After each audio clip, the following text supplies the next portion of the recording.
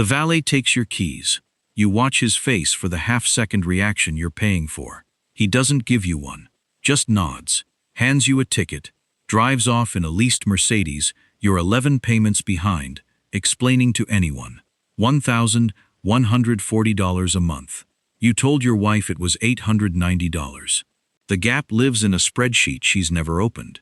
You're 34, standing outside a restaurant in Short Hills with your name on a reservation you made 3 weeks in advance for a table you can't afford to sit at twice. You smooth your jacket. You go in. It started smaller than this. Everything does. You're 22, at your girlfriend's family Thanksgiving. Her father asks what you drive. You say the truth. An '09 Civic. Cloth seats. One hubcap missing since March. He nods. The way men nod when they've already decided something about you and are too polite to say it out loud. You watch her cousin, some guy named Trent, describe his father's boat for 11 straight minutes. Nobody's eyes glaze. Yours do, and you hate that they do. That night, driving the Civic home, missing hubcap rattling on 78, you make yourself a promise.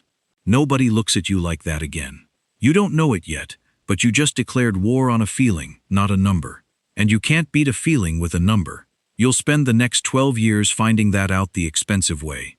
The first watch is $3,200. You don't have $3,200. You have a Best Buy card you turn into store credit, and a limit you've never once approached, until now. You wear it to a work dinner where nobody asks about it, which is somehow worse than if they had. You checked, all night, whether anyone noticed. 2 people did. Neither cared. Money spent to be seen has one flaw baked into the purchase. Most of the time, nobody's actually looking. By 27, you're good at it. Genuinely skilled. You know which fork, which vintage to nod at without tasting it. How to let a maitre d' assume things about you with a 20 folded the right way. You marry Claire. At the wedding, your new brother-in-law Paul shakes your hand in a grip that feels like a man who's used his hands for actual work, which he has. Paul runs an HVAC company.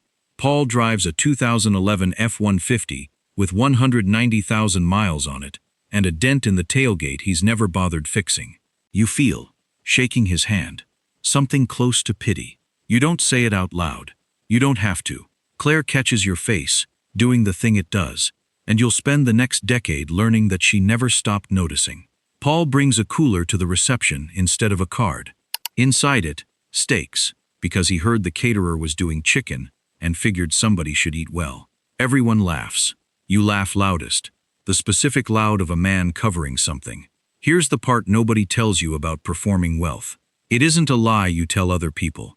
It's a lie you need other people to keep confirming, or it stops being true even to you. The leased Mercedes comes at 31, 2 weeks before your daughter Maddie's 5th birthday. You tell Claire it's a good deal, barely more than the old car payment, which is true only if you don't count the old car was paid off. She doesn't run the numbers.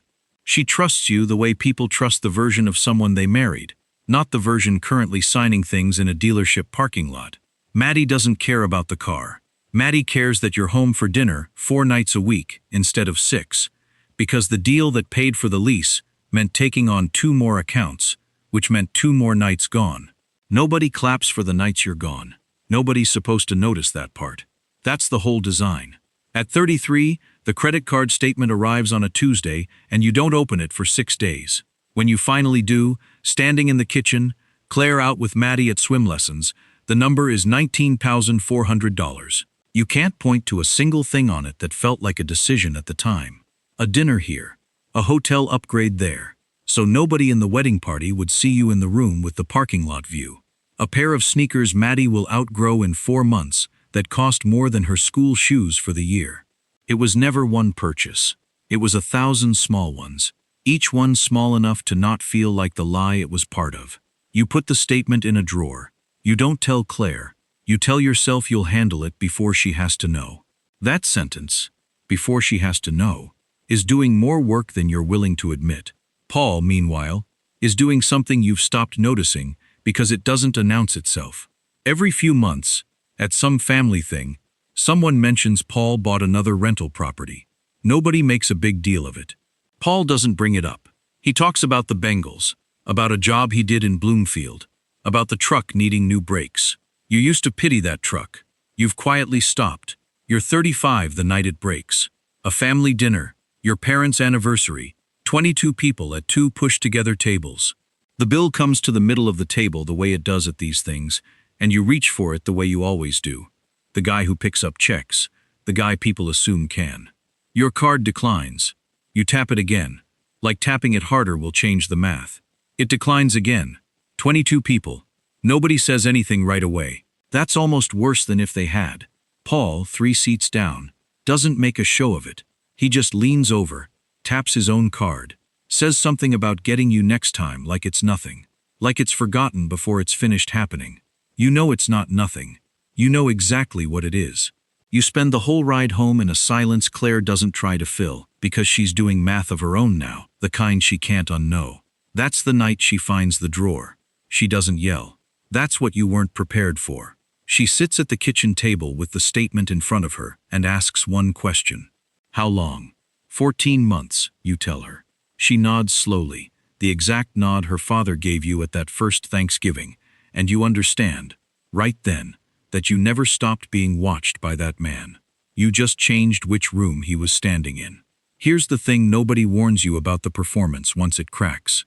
It isn't the debt that's humiliating. You can fix debt. It's watching someone finally see the gap between the man you built and the man you are, and realizing they've probably seen it for years and loved you anyway, waiting for you to stop needing them not to mention it. You sell the Mercedes 11 months later, upside down on the loan, and drive a used Accord you paid cash for, with money you didn't know you had, until you stopped bleeding it somewhere else first. Maddie doesn't ask about the change. 6-year-olds don't audit their parents' cars. You're the one who keeps checking her face for the reaction, the way you used to check the valet's. It's an ordinary Sunday, 18 months later, when Paul asks if you want to help him walk a property he's closing on. A triplex 2 towns over, needs work, good bones. You go.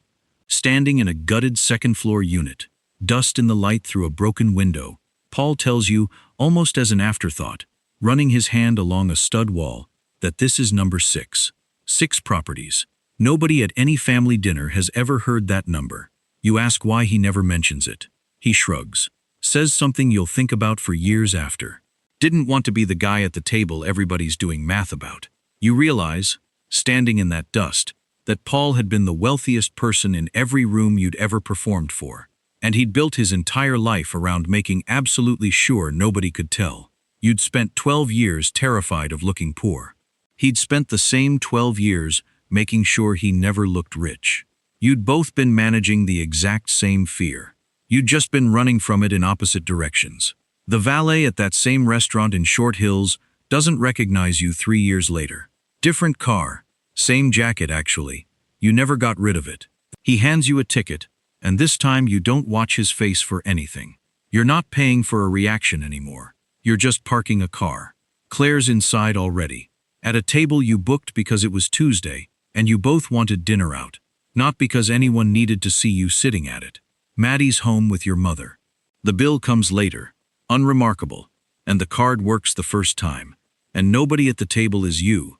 Watching yourself get watched. Looking rich was never actually about the money.